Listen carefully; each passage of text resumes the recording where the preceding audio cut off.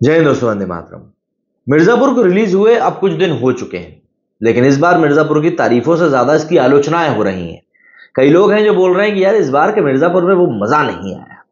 कई सारे कारण हैं और उन्हीं कारणों के बारे में हम लोग डिस्कस करने वाले हैं आज के इस वीडियो में। लेकिन मैं आपको अगर अपना पर्सनल ओपिनियन बताऊं तो मेरे लिए ये सीजन काफी ज्यादा बैलेंस्ड रहा। लोगों का बोलना है कि कई सारे लोगों को बेमतलब में खत्म कर दिया गया, लेकिन मेरा ये मानना है कि कहानी के आगे बढ़ने के लिए कुछ किरदारों का खत्म हो जाना ही शायद बेहतर था। अगर मैं गेम ऑफ थ्रोन्स की बात करूं तो उसका भी एक सीजन ऐसा ही था जिसमें ये कई सारे अहम किरदारों को खत्म कर दिया गया था, और उसके बाद जिस तरीके से कहानी आगे बढ़ी वो वाकई में दिलचस्प थी। एंड हो सकता है कि मेकर्स भी इसी बात को लेकर मेक श्योर करना चाह रहे हों कि आने वाले सीजन्स के लिए कहानी को दिलचस्प बनाना अगर है तो कई सारे किरदारों का चले जाना ही बेहतर होगा। अब ऐसे में ये मेरा पर्सनल नोट हो सकता है। आप लोगों के लिए मिर्जापुर कैसा क्या था ये आप कमेंट सेक्शन में लिखना ना भूलिएगा। चलिए सबसे पहले बात करते हैं इस पूरी वेब सीरीज के फ्लॉज के बारे में। तो देखिए 10 एपिसोड की मिर्जापुर 3 करीब 4 साल बाद आई है, लेकिन इसमें पहले जैसी मौज नहीं आई। सीरीज के पिछले सीजन के आखिर में जैसा माहौल बना था उसका रिदम इस बार टूटता हुआ नजर आया है। लोग ये सीरीज कालीन भैया के लिए देख रहे हैं, लेकिन देखने से पहले कुछ चीजें हैं जो कि आपको समझ लेनी चाहिए। दरअसल काफी जोर शोर और तैयारी के साथ मिर्जापुर 3 रिलीज कर दी गई। कई लोगों ने आते ही सीरीज लपक भी लिए और देख भी डाली है। देखिए मैं झूठ नहीं बोलूंगा, पर मैं भी उनमें से एक हूं जिन्होंने इस सीरीज के 10 के 10 एपिसोड रात भर में ही निपटा मारे। और यकीन मानिए सारे के सारे एपिसोड काफी ज्यादा भारी भरकम है। मतलब करीब करीब एक एक घंटे के हैं। सीरीज के पहले दोनों पार्ट काफी हिट रहे थे और बिल्कुल माहौल सेट किया था। बस उस माहौल को ही 4 साल बाद मेकर्स ने भुनाने की कोशिश करी है।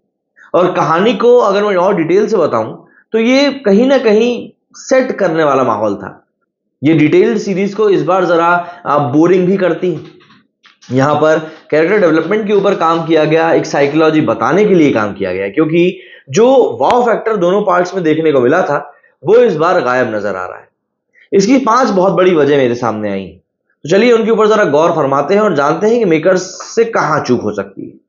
सबसे पहले तो मैं बात करना चाहूंगा यहां पर मुन्ना भैया के बारे में। देखिए किसी भी सीरीज का एक एक्स फैक्टर होता है जिसको कि आप मूवी बनाने के पहले जानते नहीं कि वो एक्स फैक्टर निकलेगा, लेकिन बन वही जाता है। जैसे कि मुझे ऐसा लगता है गैंग्स ऑफ वसेपुर बनाने के पहले शायद अनुराग कश्यप को भी नहीं पता था कि नवाजुद्दीन सिद्दीकी का जो फैजल का किरदार था वो सरदार खान से भी ज्यादा बड़ा हो जाएगा, बट हुआ। और यहां पर भी यही हुआ कि गुड्डू पंडित से बड़ा किरदार बन गया मुन्ना भैया। सीरीज की शुरुआत जब हुई थी, जो सबसे ज्यादा हाइप मुन्ना भैया ने क्रिएट किया था, सीरीज में उनका रोल भी बहुत तगड़ा था। एक बड़े बाहुबली के बिगड़ेल बेटे के रोल को उन्होंने प्ले किया था। लोग इमोशनली भी मुन्ना भैया के साथ काफी कनेक्ट हो रहे थे। सीरीज में उनकी दबंगाई का एक अलग ही जलवा देखने को मिला था। और देवेंद्र शर्मा ने इस रोल को जैसा प्ले किया था, उनका अंदाज भी लोगों को काफी पसंद आया था। और अब इससे ज्यादा क्या कहा जा सकता है कि मिर्जापुर पर राज करने वाले गुड्डू भैया की इंस्पिरेशन भी मुन्ना ही थे। लेकिन मुन्ना का रोल दूसरे सीजन के आखिर में खत्म कर दिया गया। इस सीजन में वो आए नहीं, और सबसे बड़ा मिसिंग फैक्टर भी कहीं ना कहीं मुन्ना भैया ही बन गए, क्योंकि इस कैरेक्टर की अपनी एक बड़ी फैन फॉलोइंग है और उनका ना होना सीरीज को काफी ज्यादा डेंट कर गया है। इसके अलावा कालीन भैया का शॉर्ट रोल, दरअसल इस बार कालीन भैया का जो कैरेक्टर है वो भी सीरीज में ज्यादा खर्च नहीं किया गया है। पहले हाफ में तो बस उनकी झलक ही देखने को मिली, बाकी में भी उनके जरा जरा से सीन्स हैं। इस सीरीज को लोग सिर्फ मार धाड़ के लिए नहीं देखते, और वैसे भी ये एक फिक्शनल सीरीज है। ऐसे में कालीन भैया का किरदार जो गढ़ा गया है वो इस सीरीज की जान है। उनके बिना सीरीज के 10 एपिसोड घसीट कर ले जाना ये बहुत रिस्की था। पता नहीं मेकर्स ने ये रिस्क कैसे ले लिया। शायद इस बात के ऊपर ले लिया कि जो देखने वाले लोग हैं वो इस सीरीज को समझेंगे। इसके अलावा पिछले सीजन में देखा गया था कि कैसे लाला और रॉबिन के किरदार ने दर्शकों को काफी मौज कराई थी। इस बार भी दोनों किरदारों पर उतना फोकस नहीं किया गया है।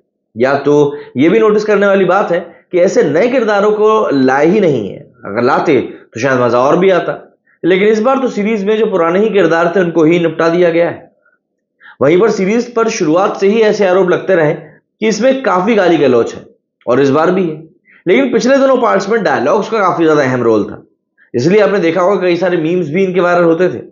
और इस बार लेकिन वो गायब दिखाई दी है। मतलब गालियां इसमें ज्यादा भर दी गई हैं, और आम बोलचाल जो चलन में है उसे रियलिस्टिक दिखाने के लिए गालियों का इस्तेमाल कुछ कुछ जगहों पर जो था वो जरूरत से ज्यादा कम भी कर दिया गया है। लेकिन इसका मतलब ये नहीं था कि आप डायलॉग्स ही खत्म कर दें। लाला का एक डायलॉग, बड़े हरामी हो मियां, या फिर रॉबिन का बात बात में कहना कि ये भी ठीक है, ऐसे छोटे मोटे इनपुट्स ने दूसरे सीजन को काफी खास बना दिया था। लेकिन इस बार ये सब कुछ मिसिंग है। मतलब रॉबिन ने पूरे सीजन में शायद 2-1 बार बोला है, ये भी ठीक है। आखिरी में जो एक बहुत इंपॉर्टेंट चीज आ जाती है, वो सबसे अहम भी है। दरअसल वो ये है कि किसी भी चीज के लिए बहुत अहम ये हो जाता है कि आखिर वो सीरीज के एपिसोड्स कितने लंबे हैं। देखिए, सीरीज वैसे भी इस बार ज्यादा कोई ग्रिपिंग नहीं है, ऊपर से इसे इतना लंबा खींचा गया है, तो ऑब्वियस सी बात है लोगों का चिपक कर रहना थोड़ा सा मुश्किल हो गया है। इस सीरीज को 8 एपिसोड में बनाना चाहिए था, चाहे आपने भले ही 10 में बना दिया हो, लेकिन आपको समझना चाहिए कि 8 एपिसोड इनफ होते। अगर आप 8 एपिसोड को काफी ज्यादा ग्रिपिंग बनाकर और भी ज्यादा फास्ट पेस बना देते, तो भी एक बार ये वाजिब हो सकता था कि चलो ठीक है, आपने एक कोशिश तो करी। लेकिन ये जो लंबे एपिसोड बनाए गए हैं, कहीं ना कहीं ये पब्लिक को बोरिंग फील करा रहे हैं, और यही एक बड़ा कारण भी है कि कालीन भैया कनेक्ट ही नहीं कर पा रहे लोगों के साथ में। वरना चाहे कालीन भैया हो, चाहे गोलू हो, चाहे गुड्डू पंडित हो, चाहे मुन्ना भैया हो, मतलब सही कैरेक्टर हो या नेगेटिव कैरेक्टर हो, हर एक के साथ में पब्लिक ने कनेक्ट किया था। पर इस बार वो कनेक्शन ही बिल्ड नहीं हो पाया। क्या कहेंगे आप लोग इस बारे में? कमेंट करके जरूर बताइएगा। मेरे इस वीडियो में फिलहाल इतना ही। जय हिंद, जय भारत।